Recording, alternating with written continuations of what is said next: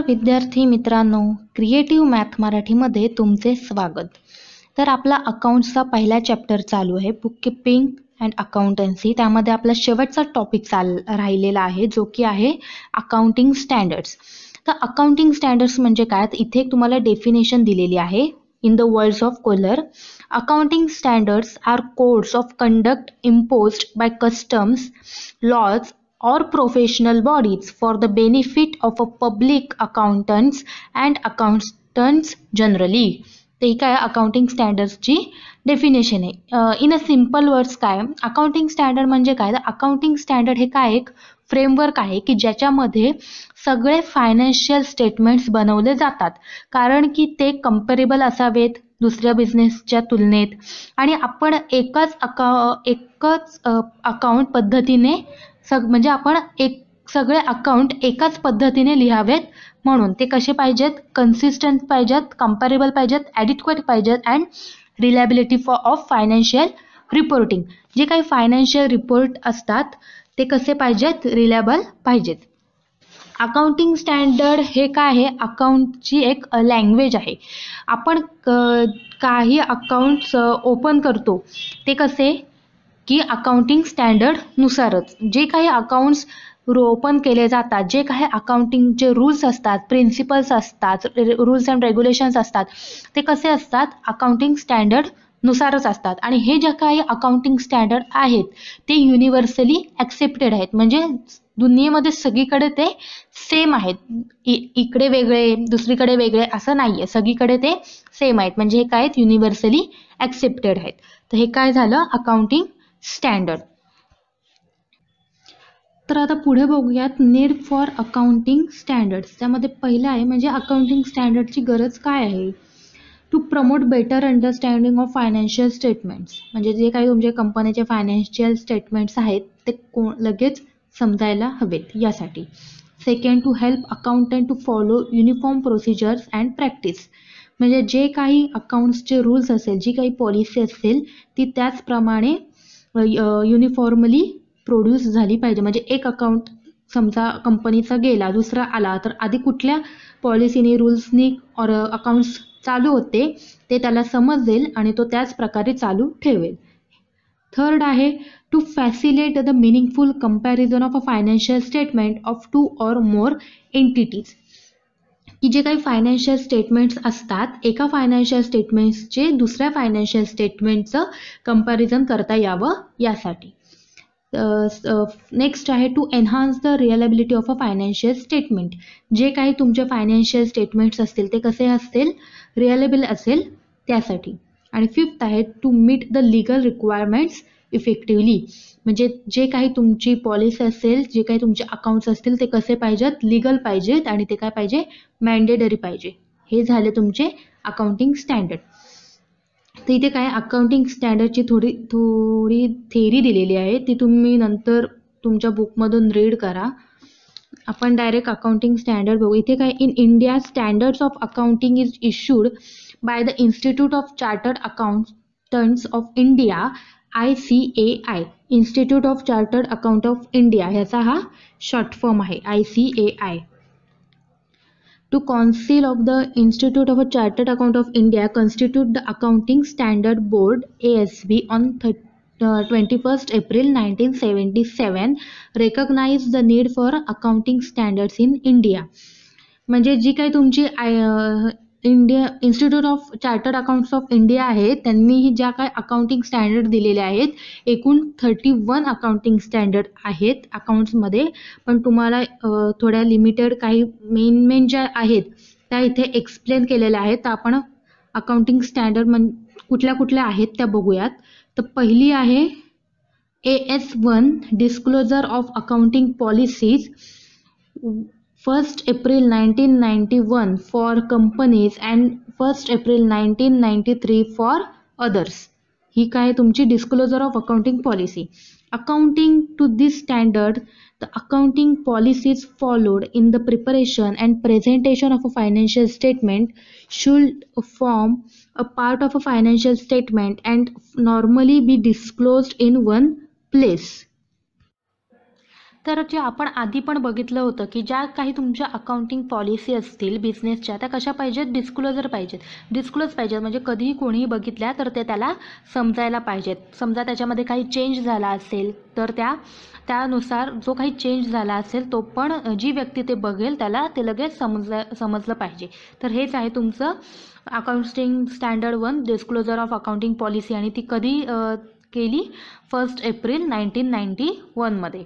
Second आहे S2 valuation of inventories आणि ती कधी केली आहे 1 एप्रिल 1999 मध्ये 1999ला.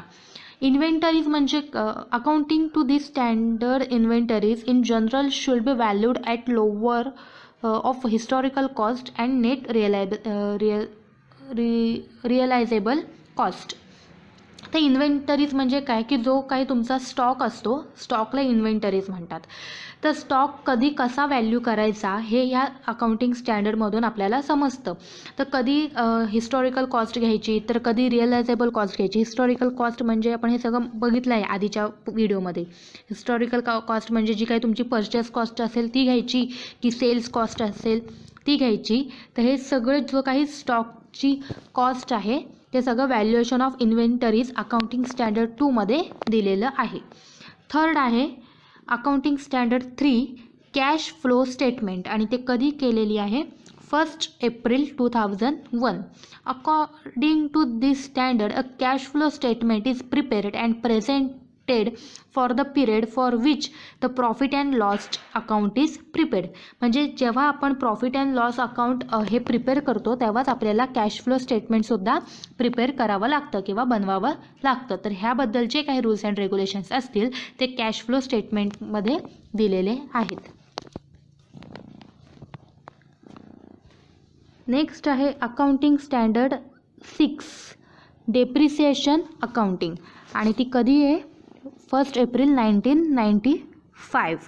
According to this standard, the depreciation amount of an asset should be allocated on a systematic basis for each accounting period during the useful life of an asset.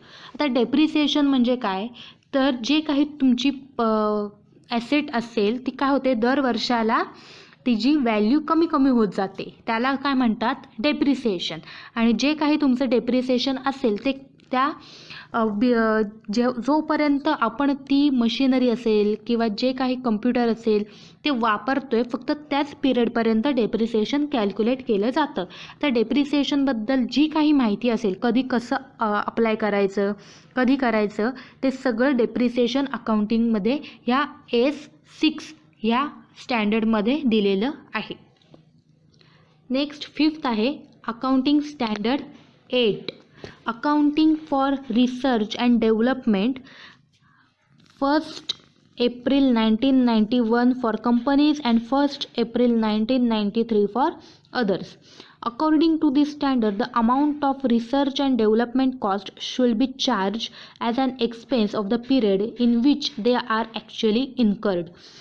आता जे काही research and development आहेत म्हणजे काय कंपनीमध्ये समजा एखादी plan execute करायचा असेल तर त्याच्यावर जी काही मॅनेजमेंट टीम असेल ती रिसर्च करते त्याच्यावर काही डेव्हलपमेंट पॉलिसीज अप्लाय करतात.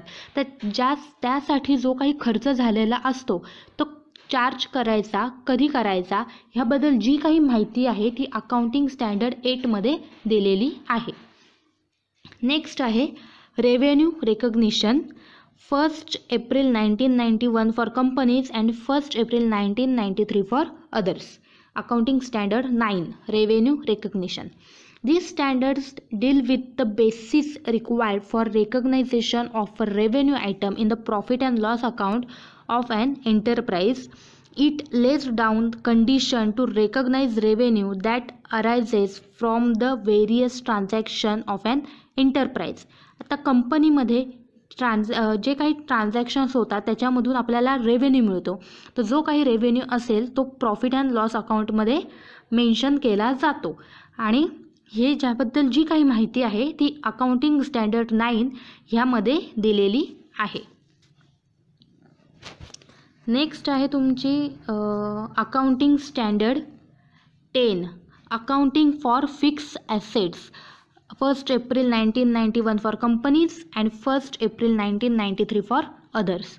According to this standard, the cost of fixed assets should comprise of the original cost and any attributable cost of bringing the asset to its working condition for its intended use. The fixed assets should be eliminated from the financial statement on disposal or when no further benefit is expected from their use. तर accounting standard 10 accounting for fix assets म्हणजे मध्ये काय, तर जेव्हा तुम्ही fix assets खरेदी करता म्हणजे प्लांट अँड मशिनरी असेल किंवा कम्प्युटर असेल, व्हेकल्स असेल, तर त्या कधी हिस्टॉरिकल प्लेसवर हिस्टॉरिकल कॉस्टवर मेन्शन करायच्या, ह्याबद्दल जी काही माहिती आहे ती ह्या स्टँडर्डमध्ये दिलेली आहे. तसंच ज्या काही फिक्स ॲसेट्स असतील त्या जोपर्यंत तुमच्या कंपनीच्या यूजमध्ये आहेत, जोपर्यंत तुम्ही त्यांना वापरताय, फक्त तोपर्यंतच त्यांच्यावर होणारा एक्सपेन्स किंवा जे काही डेप्रिसिएशन आहे ते बुक्स ऑफ अकाउंट्समध्ये मेन्शन केलं जातं. जेव्हा त्या यूजमध्ये येत नाहीत, अनयूज होतात, त्यानंतर त्यांच्यावर होणारा खर्च किंवा डेप्रिसिएशन ह्याबद्दल कसलीही माहिती बुक्स ऑफ अकाउंटमध्ये मेन्शन केली जात नाही. ह्याबद्दल जे काही सविस्तर माहिती आहे फिक्स ॲसेट्सबद्दल ती AS10 ह्या अकाउंटिंग स्टँडर्डमध्ये दिलेली आहे. नेक्स्ट आहे तुमचं AS12 accounting for government grants 1st April 1994.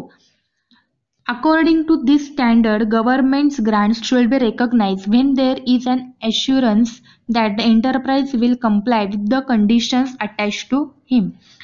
तर गव्हर्नमेंट ग्रांट्स म्हणजे काय की जेव्हा एखादं कंपनी असेल ती थोडी लॉसमध्ये असेल किंवा एक बॅकवर्ड एरियामध्ये असेल जिथे जास्त प्रॉफिट नसेल, जास्त मॅनपॉवर नसेल, जेव्हा ती गव्हर्नमेंट असते ती कंपनीला काही ग्रँट्स देते किंवा सबसिडी देते. गव्हर्नमेंट्सकडून काही ग्रँट्स मिळतात, सबसिडी मिळतात. ते काय आहे, ते कसं असतं, त्यांचं अकाउंट कसं करायचं याबद्दल जी काही माहिती आहे ती ह्या अकाउंटिंग स्टँडर्डमध्ये दिलेली आहे. कुठली अकाउंटिंग स्टँडर्ड आहे ती accounting standard 12 accounting for government. Next आहे AS13 accounting for investment 1st April 1995. According to this standard, an enterprise should disclose the current and long-term investment distinction in the financial statement. Current investment should be carried in the financial statement at a lower cost or fair value. However, long-term investment should always be carried in the financial statement at a cost price. आता जेव्हा काही तुम्ही investment करतात एखाद्या कंपनीमध्ये, शेअर्समध्ये किंवा mutual फंड्समध्ये, म्हणजे काही कॉस्ट असते ती कशी घ्यायची ह्याबद्दल जी माहिती असते ती ह्या इन्व्हेस्टमेंटमध्ये दिलेली असते. जेव्हा लॉंग टर्म इन्व्हेस्टमेंट असते तेव्हा कॉस्ट प्राइस घेतली जाते आणि जेव्हा शॉर्ट टर्म असते तेव्हा इनिशियली जी काही फेअर व्हॅल्यू आहे त्याच्यावर इन्व्हेस्टमेंट केली जाते. नेक्स्ट आहे AS22 Accounting for Taxes on Income 1st April 2001. According to this standard, tax expenses for the period comprising current tax and deferred tax should be included in the determination of the net profit or loss for the period.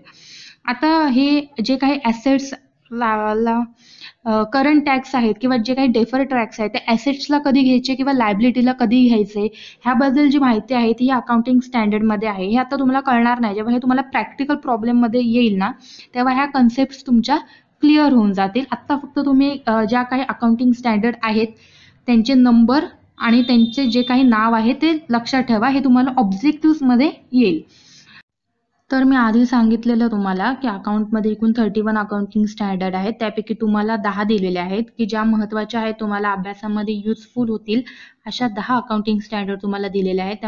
त्यामध्ये पहिली आहे accounting standard 1 disclosure of accounting policies, accounting standard 2 valuation of inventories, accounting standard 3 cash flow statements, accounting standard 6 depreciation accounting, accounting standard 8 accounting for research and development, accounting standard 9 revenue recognition, accounting standard 10 accounting for fixed assets, accounting standard 12 accounting for government grants, accounting standard as 13 आहे accounting for investment, as 22 accounting for taxes on income.